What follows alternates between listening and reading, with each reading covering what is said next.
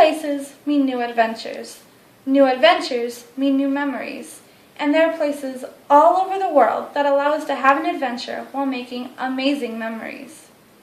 That place for me was the city by the bay, better known as San Francisco, California.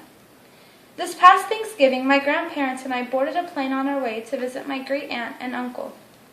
My Aunt Linda is a very exciting and energetic person, so naturally she planned for us to do all sorts of fun things, but two of them really made an impression on me. Both activities required a boat ride, but one was exciting while the other was mysterious. We decided to go the mysterious route first, so we took a ferry to Alcatraz, which in its day was one of the toughest prisons in the United States. The boat ride lasted about 10 minutes, and when we got there, we took a tram ride up a steep, windy road that leads to the prison. The prison is huge. It has 2 levels of cells, a library, a recreation area, a cafeteria, a kitchen, and an office. While we went through the audio tour which was available for us, I remembered that a man named Mickey Cohen had been imprisoned at Alcatraz.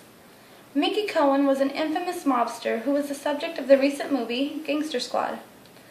He knew my dad's side of the family very well.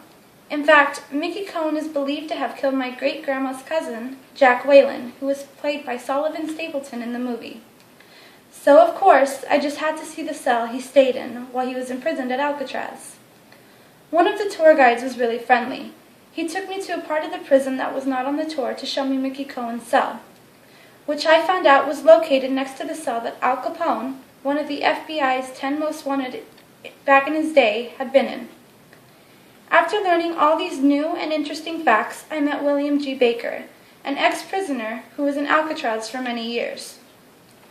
I met him at the San Francisco Wharf, where he autographed a copy of his book, Alcatraz, 1259, on his life at Alcatraz's prisoner number 1259. He was surprisingly nice for an ex-con. After all that mystery, we needed some fun.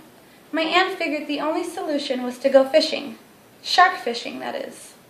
The only downside was that we had to wake up at 4 in the morning. But when we got to the pier, we boarded a mini charter boat owned by 2 brothers with awesome personalities. They took us out on the bay where we threw in our lines and waited and waited. Suddenly, my grandma caught a stingray of all animals. I was afraid the stingray would sting me as it was flopping around on the line, so I was running around hysterically on the deck. Everyone thought that was funny. We ended up returning the stingray to the water because, as it turns out, it's illegal to keep stingrays. The day went on, and before I knew it, I had become a shark fishing machine. Every time a pole moved even a little bit, I ran over to catch my next shark.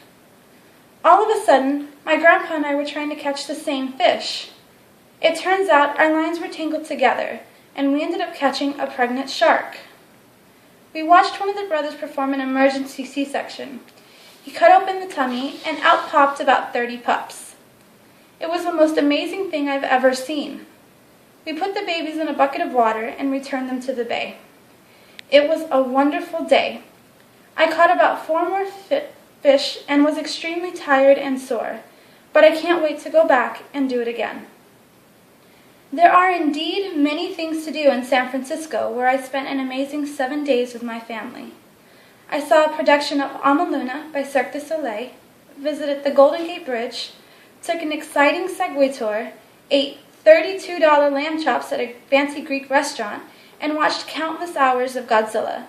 My aunt is, after all, a Godzilla fanatic.